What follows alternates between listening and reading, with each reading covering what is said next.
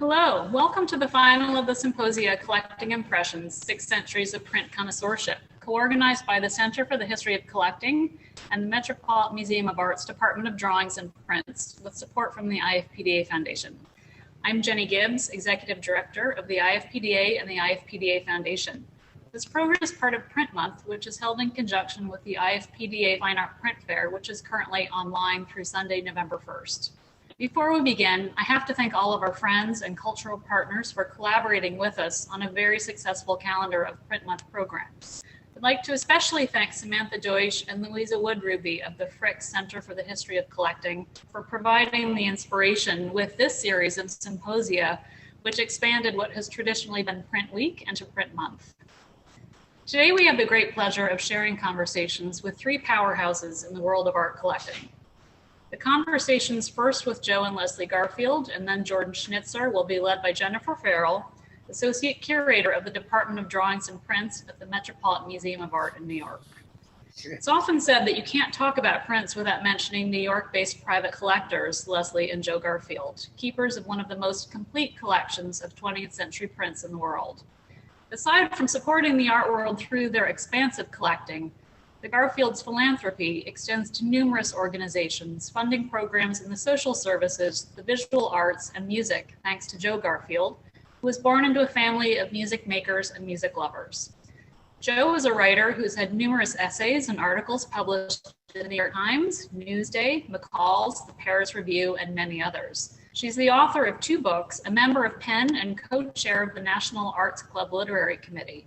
Leslie, of course, is the founder of his legendary and eponymous real estate firm in New York, which is now run by the Garfield son, Jed, where Leslie remains as chairman emeritus.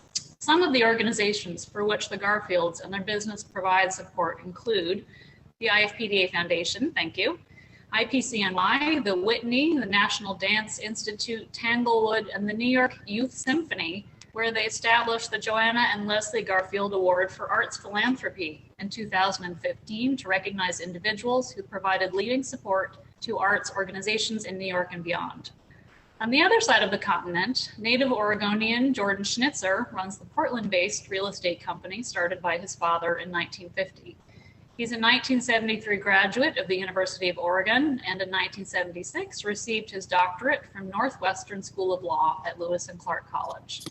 Following his family's commitment to support art and culture, Jordan has created one of the nation's largest contemporary print collections, which is shared with the public through the Jordan Schnitzer Family Foundation. For more than 3 decades, Jordan has been assembling a teaching collection of prints, largely by post-war American artists, which he and his foundation have shared with hundreds of museums across the country through their lending exhibitions, which focus on small institutions or ones affiliated with colleges and universities to bring art to young people in places where access is limited. Jordan and the Jordan Schnitzer Family Foundation are also major supporters of the IFPDA Foundation, funding the annual Jordan Schnitzer Family Foundation Lecture and the Jordan Schnitzer Awards for Excellence in Printmaking.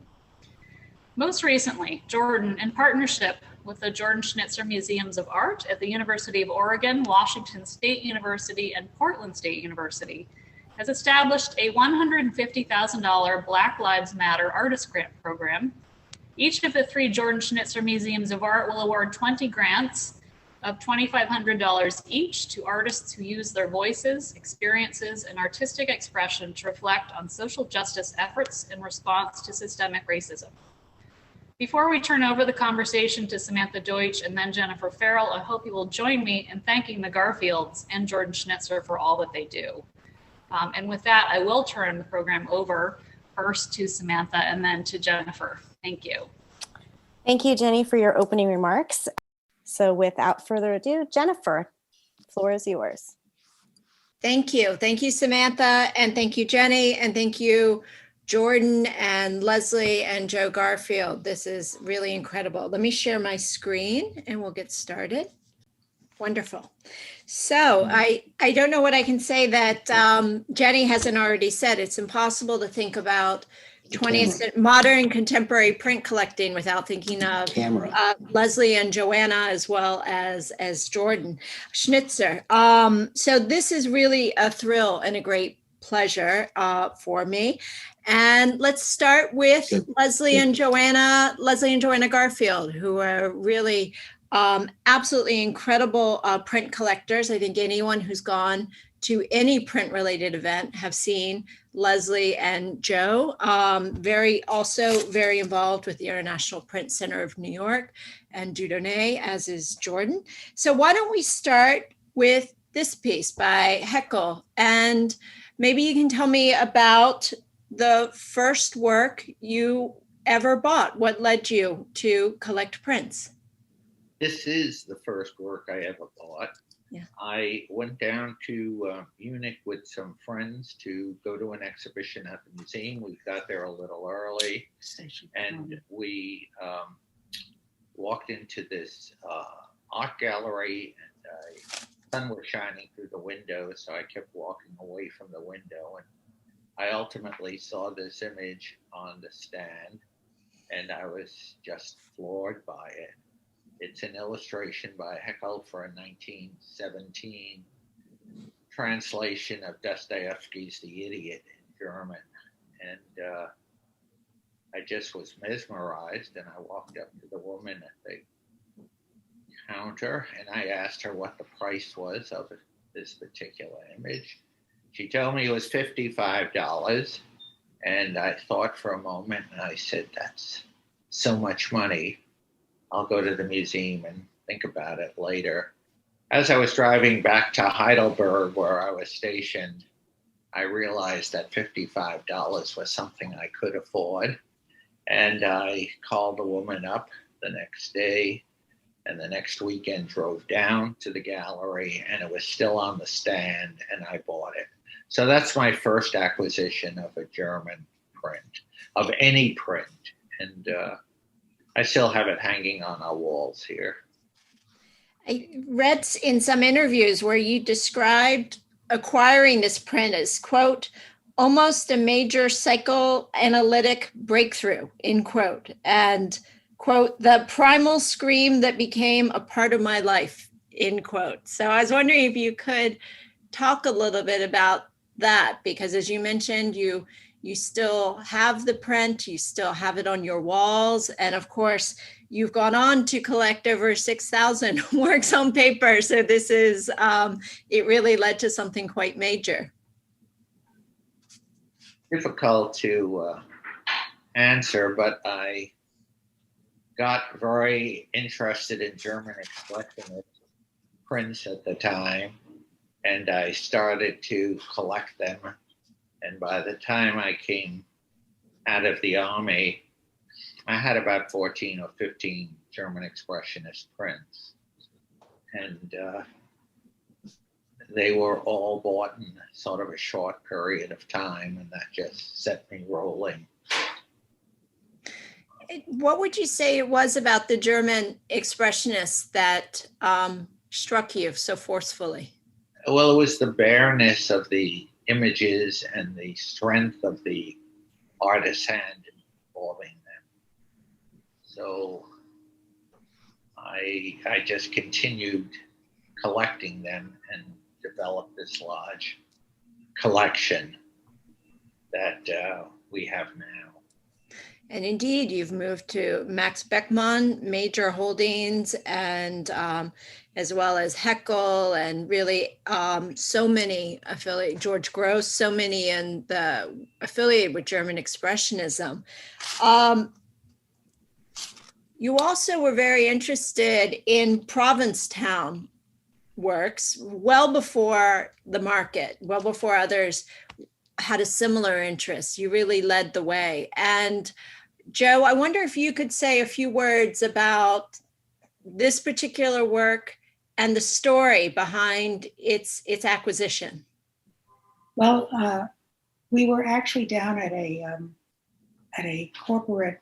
We were visiting a collection at a businessman's office, and this was not part of what was being shown. It was actually, I happened to glance in a doorway, and on a table, I saw this picture, this print. I didn't know anything about it at the time, but I was immediately very taken with it.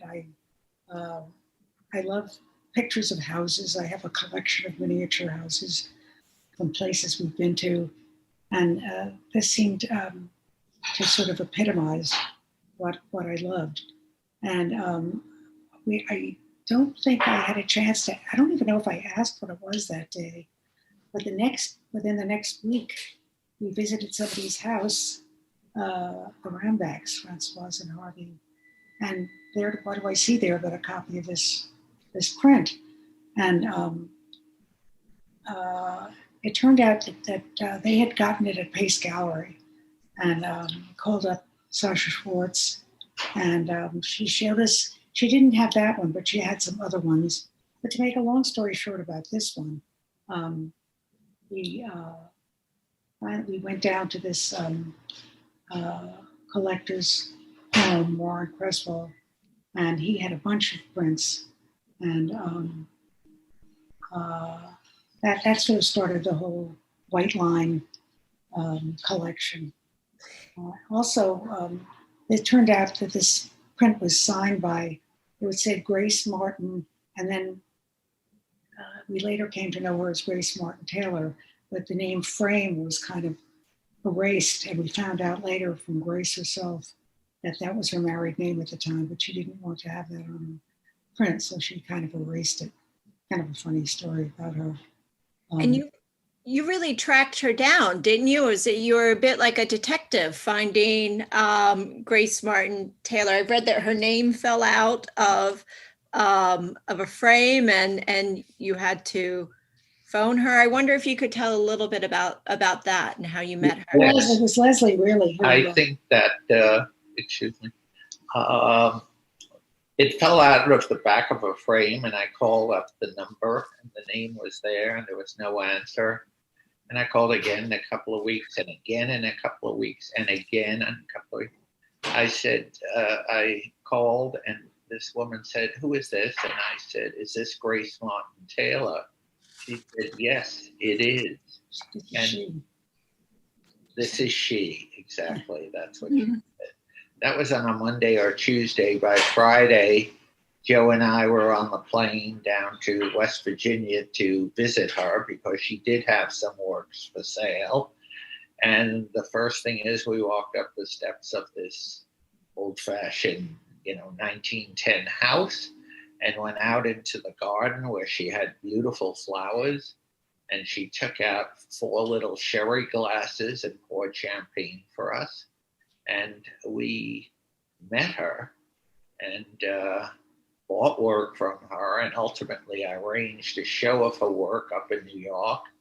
And she and her daughter came up, and they arrived at the bus terminal on 8th Avenue. And we got them at Mary Ryan to put them up. And they gave a talk at the club that I belonged to. And that was the beginning of Grace Martin Taylor in our collection. The interesting thing about her, we later found out, was that she is a cousin of the woman who became the main proponent of the White Line method, Blanche Lazelle. And she had actually learned the method from her and in Provincetown. And that's how they came to be called the Provincetown prints, because there were a lot of artists making them up there. And it's called White Line, of course, because when you dig out the groove for the pattern, when you try to print it, the groove comes out as a white line. So it's quite dramatic. I don't know if this particular. And we have about 6 or 7 different states of this, from the drawing to the block to the second state. And, we have about 6 or 7 or 8, maybe, all different. This brings up an interesting point because, first of all, something that we'll return to, which is that you've continually championed really challenging artists and also artists that push the envelope of printmaking. These are printers in many ways. They really invent new methods, as with the White Line, and then also with what the possibilities of printmaking can be. And I think what's so interesting is that not only do you have the prints, as we showed, here's the early dawn Here's, but here we also have the wood block, which is a double-sided wood block. And I wonder if you could speak a little bit about how you do see this, because we think of you mainly with prints, but you also collect drawings and other pieces that relate. We became familiar with a dealer named Martin Diamond. Somebody told us that he had some of these prints, and at his gallery there was this piece of wood carved with a pattern on it. I'm not sure if it was this one, but I thought the piece of wood itself with the carving was quite beautiful, and it was of course the block from which the print had been made. And we started collecting. We both did these wood blocks, which are unique, of course, because they are sort of the block upon which all the others are based. Well, the prints are made, and we were lucky that nobody had tried to either make multiple copies of them or defaced it with in order that it wouldn't be reproduced illegally. So they were still intact, a lot of them, and each one stands by itself as an object besides the print that resulted from it. These blocks, were basically shown by the artist in their studio in Provincetown. This is circa 1915, 16. And you would go in there and look at the different wooden blocks and say, I'd like this one, or I'd like that one. And these blocks in those days in the 30s were selling for, and the 20s, for about $10 each. So each block is a different print. The colors are slightly different, and that's been of interest to us as well.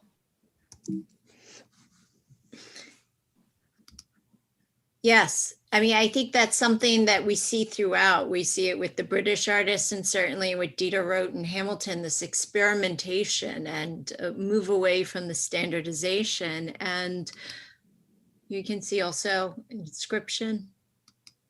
And then the drawings that you mentioned, really, I think it creates an archive that really allows one into the artist's thought process and stages or steps. Also, I was wondering, for these related works, for the Provincetown, did you mostly go through galleries, or did you buy from the artist, or a combination? It was it was a combination. Mm-hmm. What happened through meeting Grace Martin Taylor, she introduced us. Blanche Lizelle, when she died, was one of 12 children, and they were all left basically 1/12 of Blanche's work. And we visited various relatives of Blanche Lizelle down there. And I always treated them not as a buyer for dollars, but as a dealer who would pay them fair market value. And I remember in particular, we went to one of Blanche Lizelle's relatives' houses while we were visiting down there, and he drove us back to the airport, and he said, I'm not interested now, but what would you pay for each one of these? And about a year later, around Christmas time, I got a phone call, and he introduced himself, and he said, I want you to know that I have shown these works to two major auction houses in New York City, and would you still be willing to pay me what you offered me last year? And I said, yes. He said, I'll send them today. I said, you can't do that. I haven't sent you. And he said, I don't have to worry about being paid by you. It's done. So it was a way of getting more and finding more Lizelle images through relatives and through dealers, obviously, who were invaluable in helping us. That brings us also to the works in your collection with which I'm most familiar, the British modernist works. The Met recently acquired a very generous gift from you of over 700 British works on paper, which we will be featuring in an exhibition and a publication next year. And I think there are connections between these artists, their working process, and also this collection that you built with related material. And I wonder if you could say a little bit about how you came to discover the Grosvenor School artists, which again was ahead of the curve, and your interest in these works. You want to talk? It seems to me that I just remember starting, strangely enough, I'm going chronologically the wrong way, but Stephen Koppel at the British Museum at the time was showing a show of Hamilton's illustrations for James Joyce. And he is the one who introduced us, did he not, to these? No, actually, I have some. We bought 3 from Mary Ryan in 1994. And then we were introduced to Richard Hamilton through Stephen Koppel, who is the curator of British art, prints at the British Museum. And I have a note that we bought 7 Richard Hamilton images in 2003 from him, and we bought 50 in 2004. Actually, so we can jump ahead and show some of the Hamiltons. This is your Hamilton wall. I'm sorry. So you bought the Hamiltons, and discovered that I went to an exhibition of Icelandic art.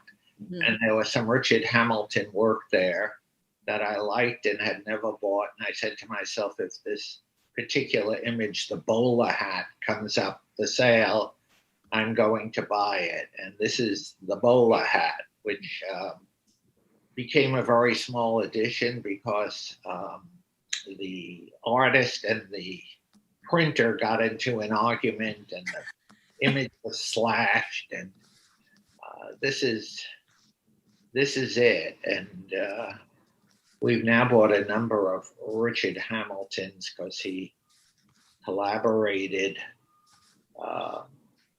with Diderot, and we have a large number of Diderots now.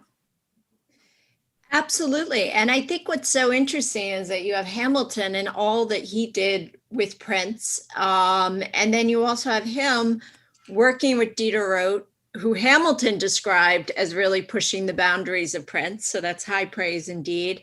And then you have these collaborations and these very rare works in this collection.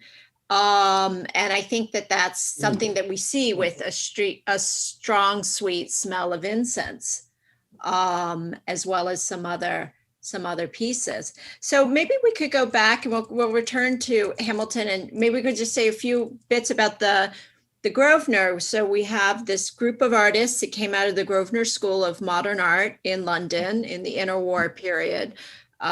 Primarily led by Claude Flight, their instructor, in the lino cut method. So the color lino cuts that we see here, this is Sybil Andrews, Fall of the Leaf, who's very well representing your collection, as is Cyril Power, the 8. This is a work that you recently gifted to the Met in honor of the 150th anniversary. And I think it's an absolutely stunning piece. I was wondering if you could maybe say a few words about the lino cuts.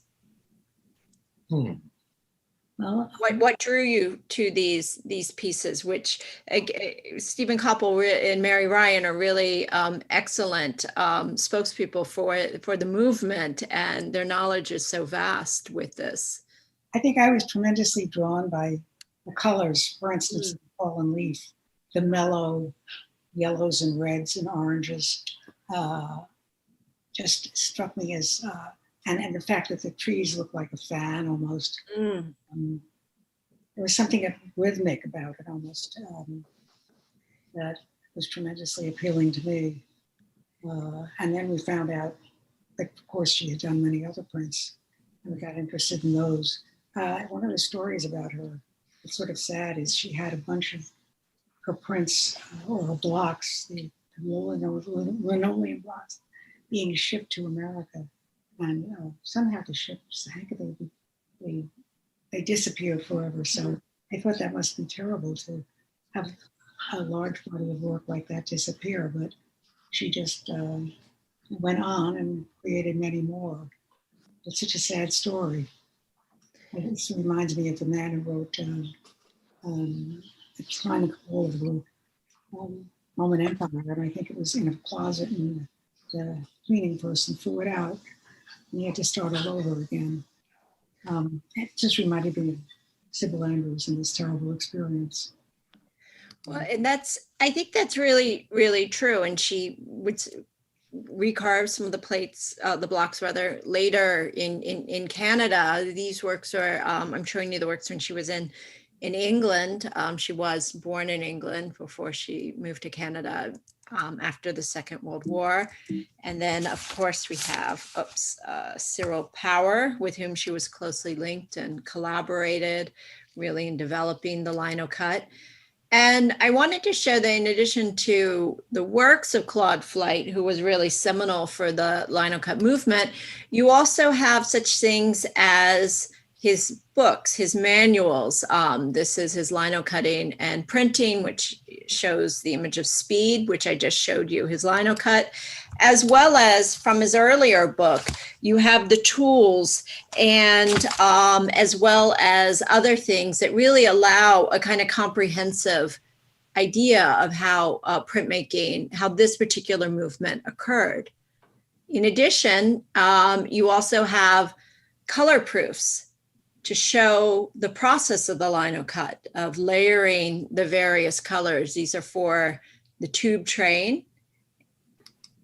And this is the final printed edition, as well as experimental proofs that show variation. Finally, what I think is so interesting is that with someone like Lil Schutte, you have the edition that was issued in 32, and it was so popular that the USA edition was issued, created 5 years later by the artist. And you collected both to really see any changes made, as well as drawings and the gouaches. So it becomes, or it is, an incredible study resource. Here we see Nevinson's The Blue Wave. This also led to the interest in the earlier British modernists, such as Nevinson. This is his Blue Wave of 1917. And Column on the March of 1916 with these war images. So if you could just say a word or so about what drew you to Nevinson and the war images, because he really redefined what war art could be. As he said, he wasn't interested in any heroic depictions, but the working man in khaki.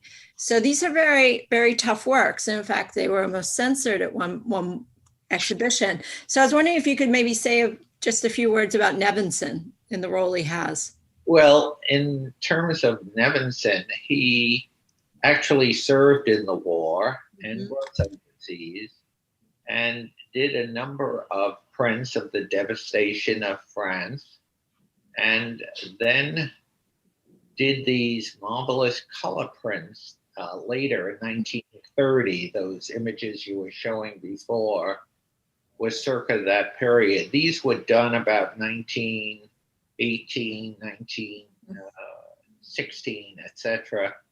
And I just loved them, and they came up very rarely. Yes. The Blue Wave, for example, I had been looking for it for a period of years. And, it reminded me of the Japanese printmaking in the 18th century, Yuzuyuki. And some dealer from London called me and said, Leslie, did you know that this image is coming up in a couple of days? And I said, no. And at any rate, I said, yes, you can buy it for me. I will pay you the commission. I don't want it. And he said, no. I said, yes. And this is it. And I love it. So it's one of my favorite prints. It's incredibly powerful. So we mentioned earlier and saw briefly, you live with much of your art. Here we can see an installation of Diderot with the Piccadillys and Hamilton, as well as Hamilton's toaster, and then Diderot, and then also the covered Piccadillys, really going in depth with the Piccadilly collection. So finally, I just want to conclude by saying that you've also been incredibly supportive of American artists such as Jasper Johns, but also the museums, your work with museums. And here you can see your Jasper Johns making a highlighted appearance at the British Museum for the American Dream Pop to Present. And your Jasper Johns is now on the subway, which I always see as a connection with the Grosvenor and Frank Pick. So finally, I think maybe if you could just say a word or two about how you see your collection functioning, because you are incredibly philanthropic. You're also very generous with the loans. Your loans were absolutely integral to my World War I show at the Met a few years ago. So how do you see your collection functioning? I see it functioning in a different way, and that is basically strengthening departments in museums and institutions, as opposed to saying, oh, I'm so happy to put it up for auction and let it go to another person. It's as simple as that. I think on behalf of all museums, we're incredibly grateful for your support and enthusiasm. And we will continue this conversation with questions and answer after our next presentation. So thank you, Leslie and Johanna. It's a fascinating glimpse into your collection. Thank you. Okay, you can see just some Baumeister as well as some storage. So we're moving to Jordan Schnitzer, and Jordan Schnitzer's passion for printmaking, especially contemporary printmaking, is very well known. Anyone who's been at Print Fair has seen Jordan go up and down the aisles with the kind of fever speed. He has been incredibly encouraging of museums as well. We first met through an exhibition I organized from his collection of Jasper Johns prints from at the University of Virginia.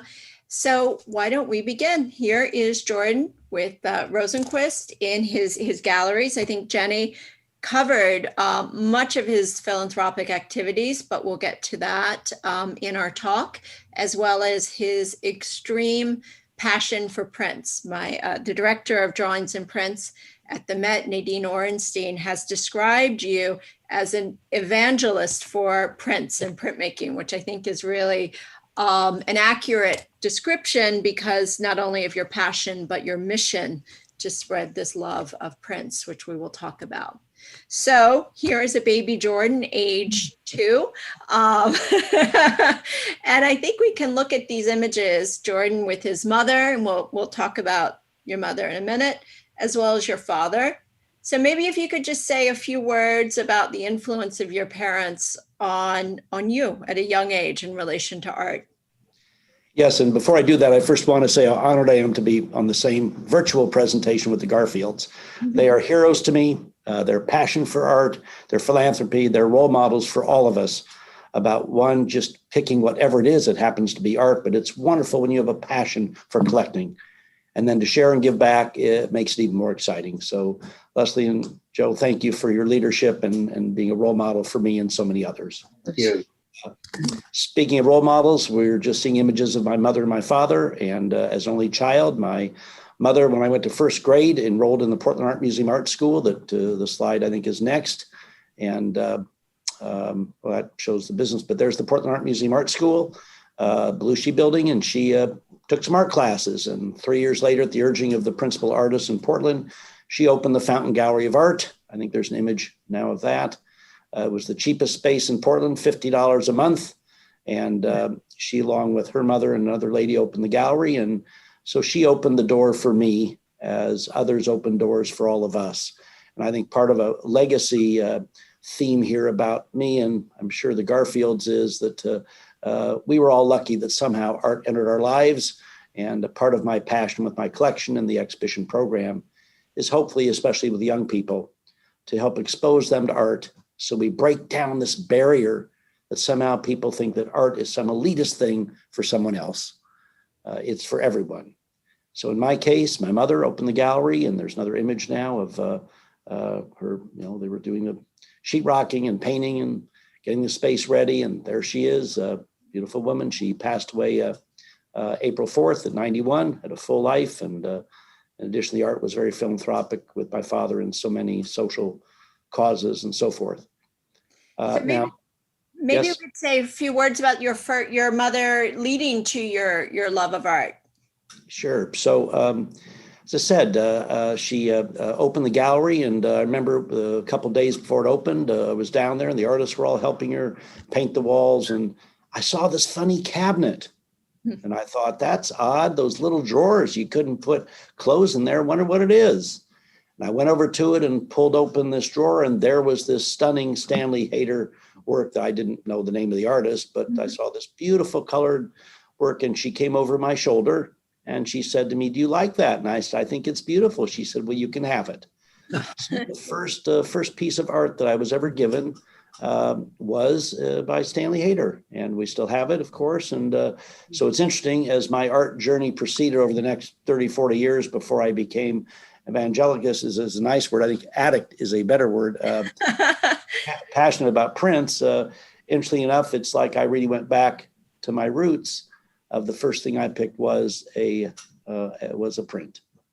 That yes, and not only a print, but a print by Hayter, who, with all of his experimentation, I think is really quite fascinating. And this is the first work that you purchased. This was about That's 5 right. years. Yes. So Louis Bunce was an amazing artist in Portland, like there are in so many communities, that they are the bedrock of the arts movement. And he was a professor and teacher at the art school. And this was a small study, which I liked. And went up to my mother. I was 14 and wanted to buy it. And it was $75. And with the family discount, it was $60. And I paid $5 a month off my allowance. And as I've said, if I missed a payment, my mother always knew where to foreclose on the art, since my bedroom's next to theirs.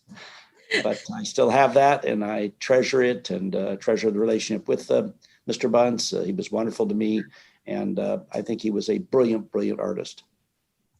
So to move now into prints, which was really a major event. Was it 1988 that you bought the Stella, Dine, and Hockney? Is that right? Yes. I was on the board of the Portland Art Museum. I've been on 30 different nonprofit boards, and I came up from a meeting, and there was an exhibition of contemporary prints of what I'll call the New York School. Mm-hmm. And my mother had to turn the gallery, had sort of retired and turned the gallery over to one of her assistants, and the gallery still continues. And I felt, frankly, a bit lost. I still was committed to buying art of our region. And even though I've become a large purchaser of the biggest artists in the country, I always preach at all the openings around the country the importance of all of us supporting local artists. But in the meantime, I saw this exhibition and went down to a local gallery, the Ogden Gallery, Bob Cox, the proprietor, and I ended up buying these 3 works. So these were the first 3 works of what has now evolved to one of the largest private contemporary print collections in the country. And as I said, addict would be a more appropriate word to reflect my passion and pleasure from collecting. And then you have highlighted a lot of these acquisitions in traveling shows. We'll show a few images, as well as books, including catalog raisonnés. And I was wondering if you could talk a little bit about how you see that functioning within your collection, this publishing program. Sure. I think, like the Garfields, once I had the art bug, I just kept, buying things that fit my budget and so forth. When I'm asked about where did you put all the stuff, I said, wait a second, folks. My mother was a gallerist. I was there and heard her say 1,000,000 times to someone, don't pass up something that speaks to you, even if your walls are full. So I'd blown through wall space before I was out of college. So I just kept buying the prints. And then the director at the University of Oregon Art Museum, on whose board I was on then, asked if he could do an exhibition. He did. I went down and saw 56 works from the collection, thought it was so amazing. But then what really was transformative for me was when people came in and I saw their excitement. And I thought, gee, let's put a plan together to match my passion for buying the art with exhibiting it. And so that's led to the 140 exhibitions we've had now at 90 museums around the country. We're fortunate with the business that I run. We do all these for free, and then we fund outreach money, especially to bring in lower income kids, seniors with dementia, whatever audiences the museums generally don't have funding for. Along with the exhibition program, I now have 9 people work full-time in it. We have a 56,000 warehouse that holds the 19,000 things we have now. We started publishing books to further the academic and educational role these artists have had, and help not only the sophisticated art folks like you guys, but the general public learn about Frank Stella and Ellsworth Kelly and John Baldessari and Warhol and Alison Saar and so forth. So we have 4 books under. We're printing the Terry Winters catalog raisonné now. We're doing a book on Bruce Nauman. We're starting a book on 2 or 3 others. Judy Chicago, a new friend we've just recently met. So we've tried to do our share of the academic and perpetual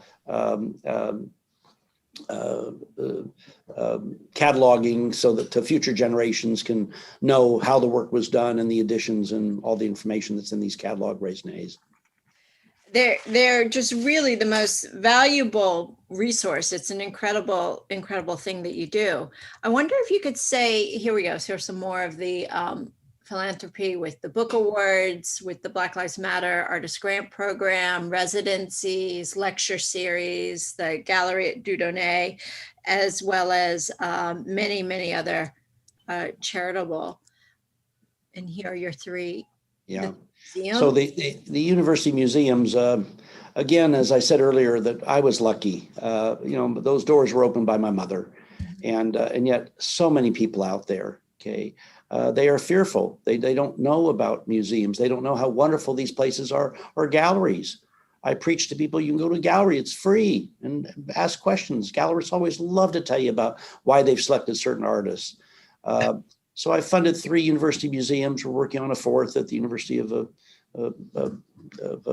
Massachusetts at Amherst, and hopefully a few more if I can afford it.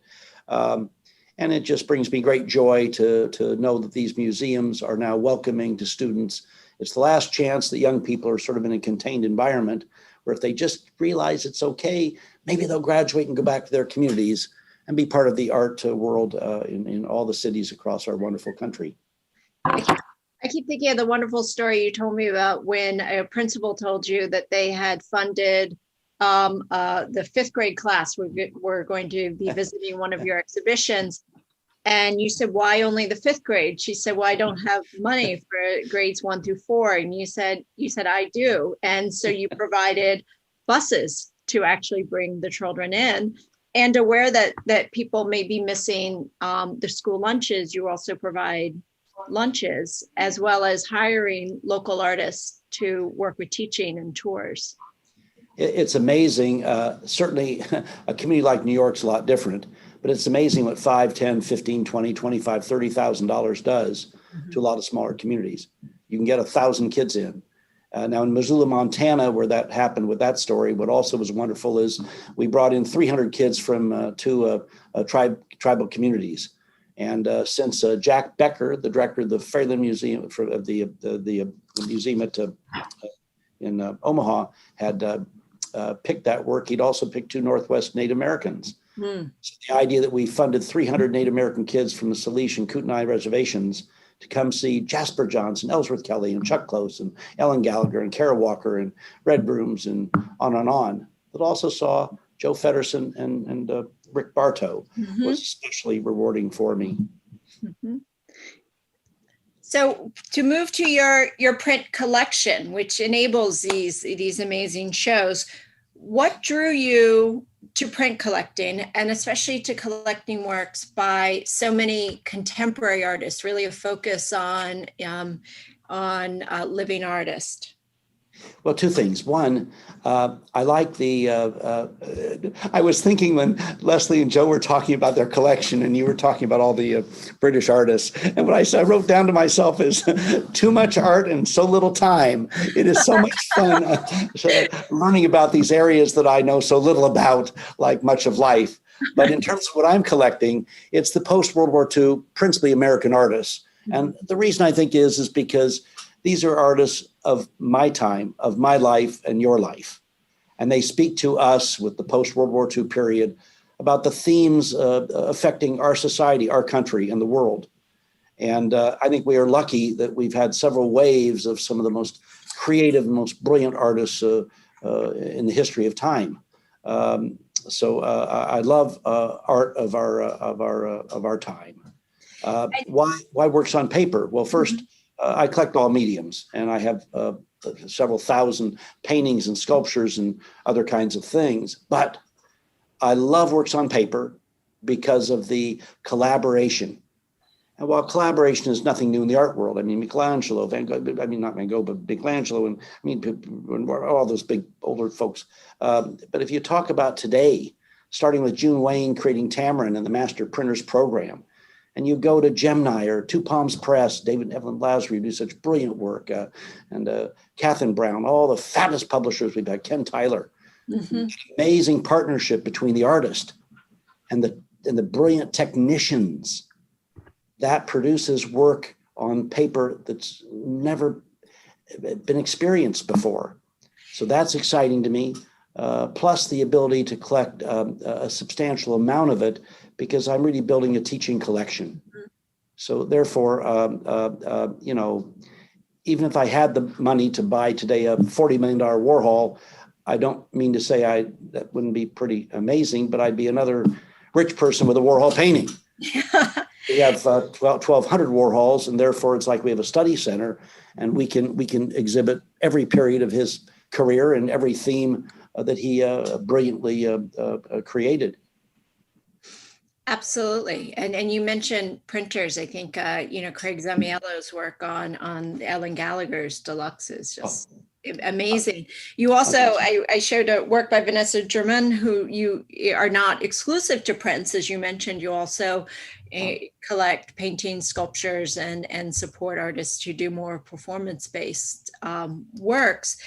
And you've also been very involved with Leonardo Drew recently, too. I was wondering if you could say a few words about what drew you to his work. And I think this ties in also to your connection with Dieudonné and the handmade, the paper. Yes. So some years ago, Dick Solomon, who I think is just a legend in the print world, and I'm so fortunate, I think, to have him as a friend, called up and asked if I would fund a lecture series at the IFPDA, and I said, you bet. So we've done that for maybe 10, 12 years now. And about 4 or 5 years ago, he said, hey, have you heard of Leonardo Drew? And I said, nope. He said, you will love him. And I said, okay. And saw his work. And Pace has done some brilliant publishing of some of his works on paper that are three-dimensional and incredible. And as I met him, I became very taken with his work. Brilliant young man. And now we're buying all sorts of these sculptures and big, giant pieces and having some national shows of his works. We probably have about 80 things of his right now. And actually, I talk to him about every 2 weeks. He's just so engaging and so much fun. The same is true with Hank Willis Thomas. Met him, thought his work was brilliant. We went ahead and bought that big Love is Forever, the big that was on the Brooklyn Museum. And that's at the Portland Art Museum right now. But we've just finished negotiating to buy 132 things of his, develop a national exhibition. This big painting that was at the Kane Corcoran Gallery in LA we purchased. And he's just, I think, just an incredible human being and an amazing artist. Alison Sarr, I mean, we've started developing relationships with a lot of the current rising stars, and that's been a joy for me. I always was sort of envious because I wasn't around then, like Robert Meyerhoff and the amazing collection he created, but the relationships he had with Ellsworth Kelly and Frank Stell and Robert Rauschenberg, and you know, was a different time and place. So I'm now making some relationships with some of the rising stars and enjoying the personal relationship as much as the passion for their work. And you mentioned the talks. It's interesting to me that you bring the artists often to these university and college museums in other parts of the country where people may not be able to travel to Los Angeles or New York or Chicago. And so you also allow students and members of the public to have listen to great discussions. Yeah, in addition to funding students and seniors and whatever group it is, we also fund artists in residence, printmakers, so people can see how it's done, have the kids come in, bring the artists in and have lecture series, symposiums. Oh, for instance, for Kara Walker, where we have all of her prints and multiples, and she's just been so important to this country, way ahead of, unfortunately, our time with the Black Lives Matter movement now. But, you know, she'd had a major exhibition at San Francisco Modern Museum, the Tate, the MoMA, whatever. So we wanted her exhibition to travel to different communities. It started at the Crocker Museum in Sacramento, went to the Jordan Schnitzer Museum of Art at the University of Oregon, then it went to Boise. In each of these places, we funded symposiums. We got together major leaders of the African-American Black community and Caucasians and others, and went to Laramie, Wyoming, Springfield, Missouri, pretty white communities. So we tried to get her work and her message in front of different audiences. And it's just very satisfying to be a facilitator. You know, I have no sense of ownership, and I'm sure the Garfields would say the same thing. We are lucky stewards and middlemen between the brilliant artists and the institutions that we help support and loan work to, in addition to enjoying the art that we have in our own homes. And I was wondering if you could say a little bit of your work with Crow Shadow and your support of Native American printmakers, where you've been also a long-term, you've supported Native American artists since your mother with her gallery and the work you've done. So with exhibitions and publications. I was wondering if you could speak about that a little bit. When I speak at all these exhibitions, the message I try to get across is artists are always chroniclers of our time, whether we go back to the caves in France, to Egypt, China, whatever. They're the ones that force us to deal with issues of our time. And I think far too late, but I think in 20 or 30 years, historians will look back at this period of time, the 2020 on, is a time when many ethnic communities came into their own from a societal standpoint far later than it should have been, but came into their own in a major way. So we're also blessed, I think, in the art world to have a number of artists of color doing phenomenal work. Now, the Native American artists that I collect, there's by Pendleton, Oregon, 180 miles away, the Confederated tribe, one of those reservations where the government horribly smushed a whole bunch of tribes together. But the fact is that James Lavador, wonderful man, found a building and created Crow Shadow, a nonprofit that focuses on Native American artists. And that's one of James Lavador's work. He is brilliant in a number of major museums nationally, but what he's done by creating this Crow Shadow, and we buy all the work they produce, Wendy Red Star, I mean, a number of brilliant young artists, and they are, I think, very effectively being chroniclers of our time, getting images in front of us to help us think, which I think is the ultimate goal of every artist. Well, this has been absolutely fascinating. We can continue the question and answer, but also open it up to the public, because I know people will be very upset because there have been many, many questions to Leslie and Joe, as well as to Jordan. So Samantha, you've been monitoring the questions. Can you? Yes. I think I'll start with a question that all three of you can answer, really. And that is, how much have gallery owners influenced your collecting? Tremendously. Tremendously. I think what's fabulous about galleries, remember, I'm biased here, my mother was a gallerist, right, is they help open doors for you to so many new artists that you wouldn't otherwise see, One of the concerns I have about all the art fairs, on one hand, they're getting art to the public, but in the art fairs, you got a little 10 by 12 foot booth, and they generally have a collection of different artists.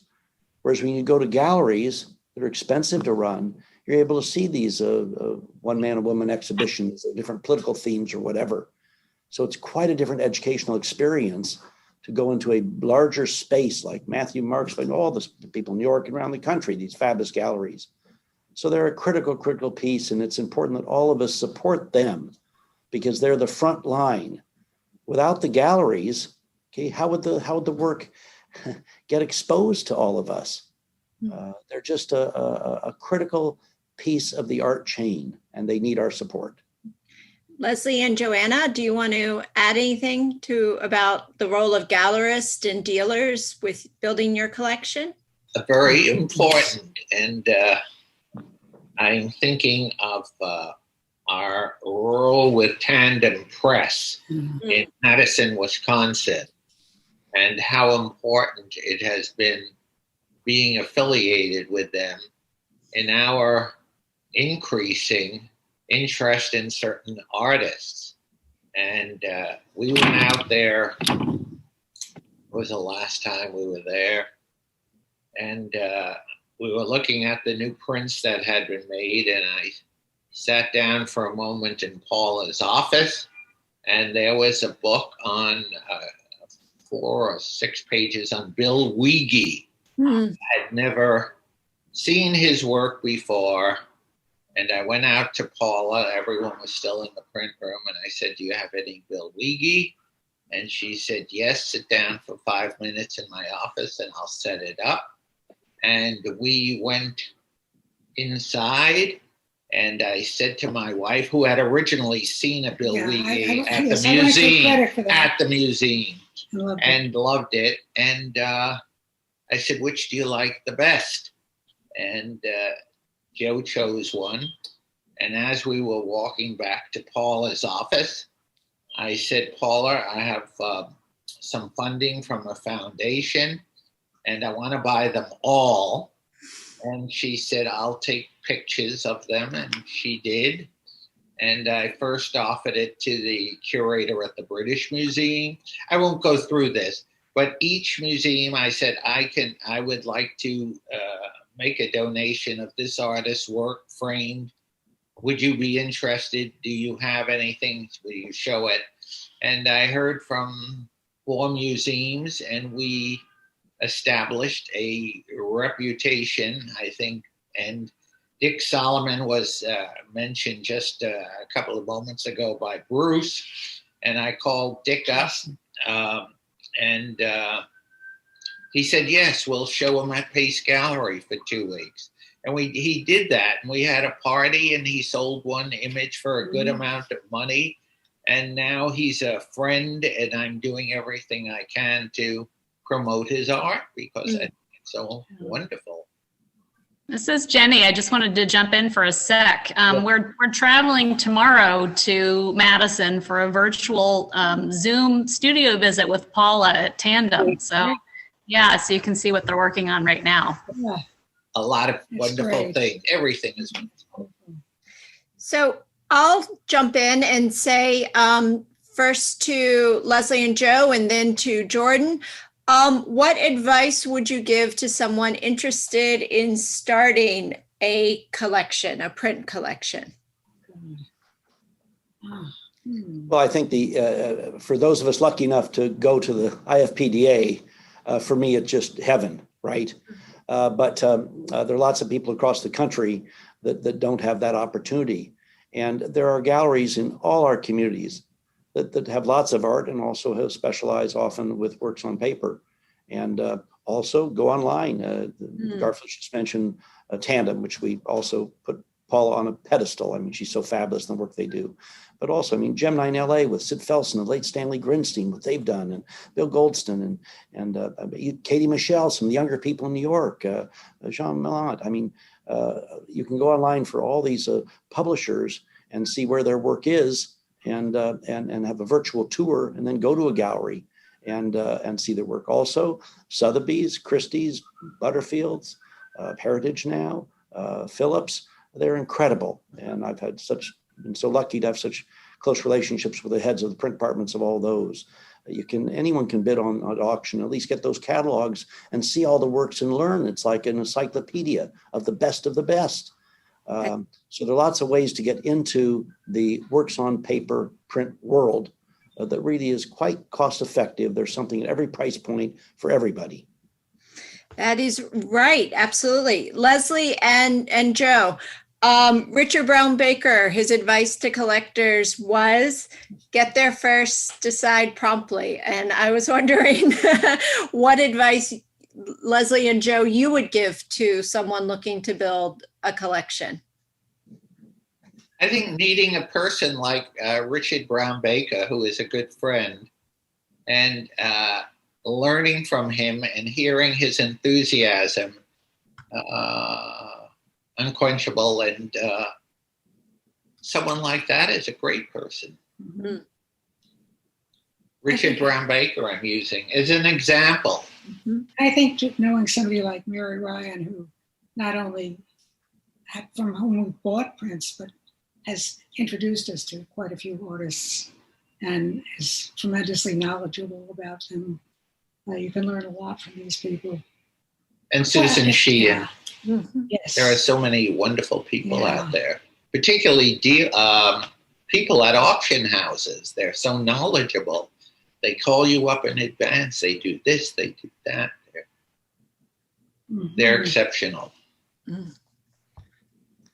One issue that I think all of us who love works on paper and love all mediums is there still unfortunately is almost a second-class citizen attitude about works on paper and prints. And that's something like the IFPDA, we've talked with them before, and all of us who love art and love works on paper especially need to constantly be helping to get curators and museum directors to understand their role in the whole art food chain. Because I think we all feel that Garfield's himself so lucky to be in the works on paper world. Yeah.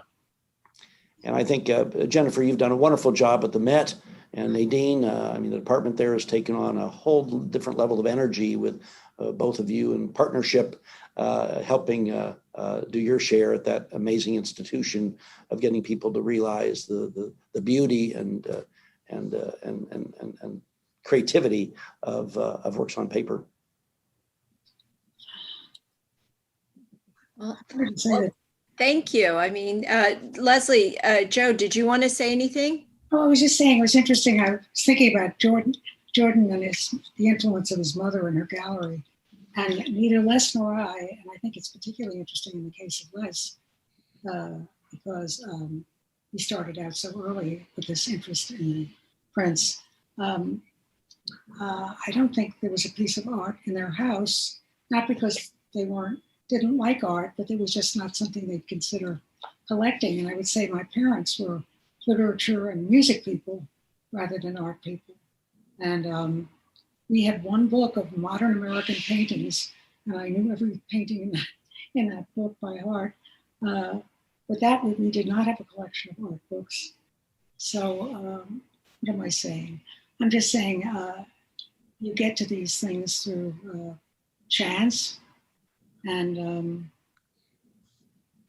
in Les's case, lucky positioning geographically that he was in Germany at that time. Maybe it would have happened somewhere else with a different kind of art, but that happened then, and that's so that was wonderful.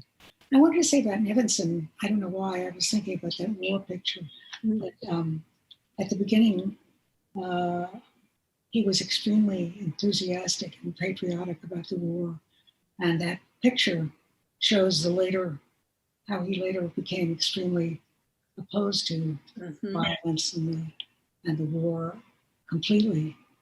And I think part of his best art, the best prints we have by him, are pictures of airplanes that were during the war.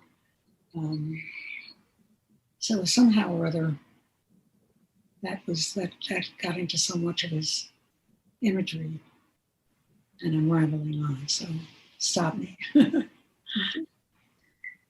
I just want to say how important and how fortunate we've been to have an assistant who's more than an assistant. Mhm. She's a curator and has been with us maybe 8 years, and that's Heather Hess, who, Dr. Yes. Hess. Mhm.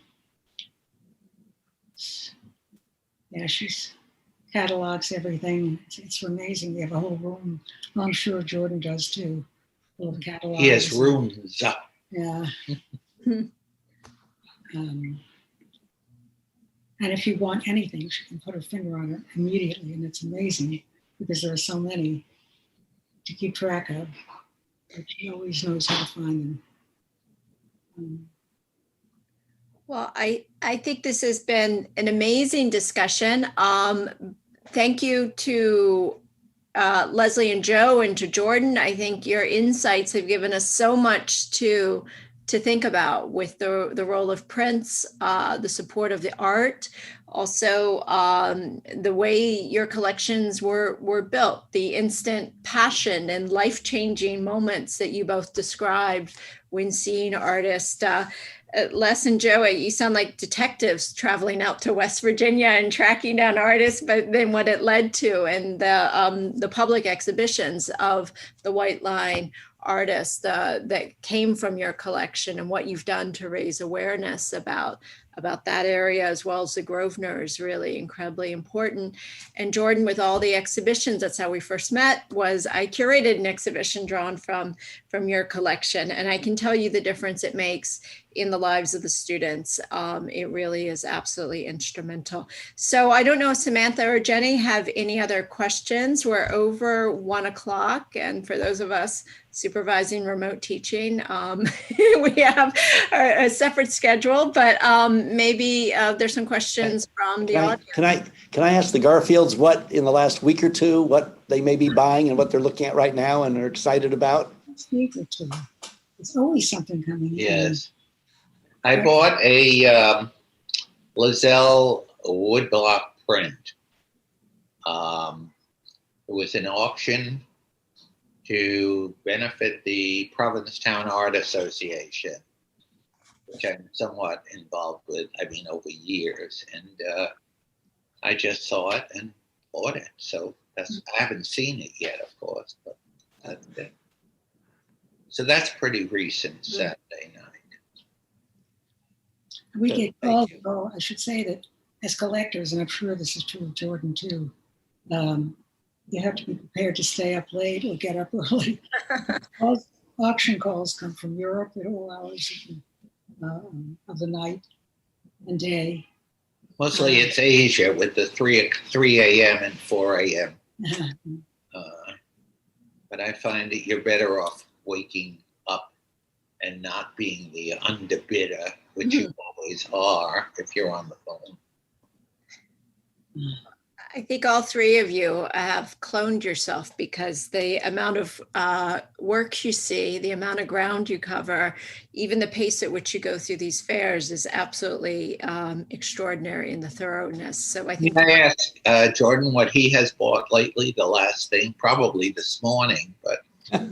Well, I got a call about 2 months ago from a gallery, the Carroll Gallery in Santa Fe, about Judy Chicago. And the quick version is I said I bought some of her work, think she's brilliant, and went down to meet her. And she was just a ball of fire and a huge impact on the art world. So we bought all of her prints and multiples and a number of her other smoke screen images and so forth. And we've committed to a catalog raisonné for her and working on a national exhibition of her work. And I never tried to make a big effort to meet artists over the years, because I guess I was always afraid when their work meant so much to me. If I met one of them and they just were a jerk, I'd be so upset about the conflict of loving the work, but thinking, why couldn't they have been a nicer person? But I'm fortunate to say, of all the artists I've met with so far, the Frank Stellas, Judy Chicago especially, they've been wonderful human beings. And I'm enjoying the relationship with her. And I frankly said to her, I said, I don't think you're as well known as you should be, because you've not made as many prints to get more of your work out to the public.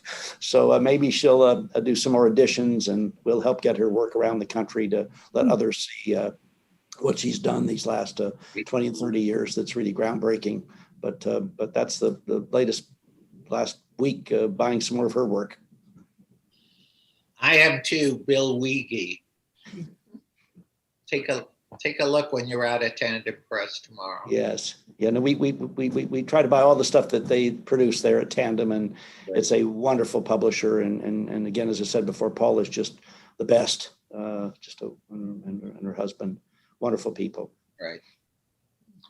Just wanted to chime in and thank you. This has been really enjoyable. And my only regret is that we're running out of time, and I wasn't able to ask questions, too many from the audience, but you guys were great and asked each other questions, and I think answered a lot of that were in the Q&A. So thank you so much. Thank you, IFPDA. Thank you, Met and Jennifer and Nadine, for your collaboration. This was fun. Thank you, Jenny, for doing such a good job at IFPDA since you've been there. And just, we're all brokenhearted that the fair couldn't take place. I think you've done a heck of a job with all the virtual things and trying to keep the momentum going. My heart breaks for all the galleries, let alone all the museums that are under such huge financial stress because of COVID. But as they say, we will get through this, and we'll survive and thrive in the future. So thanks for all you do and the directors of IFPDA. Thank you. Thank you.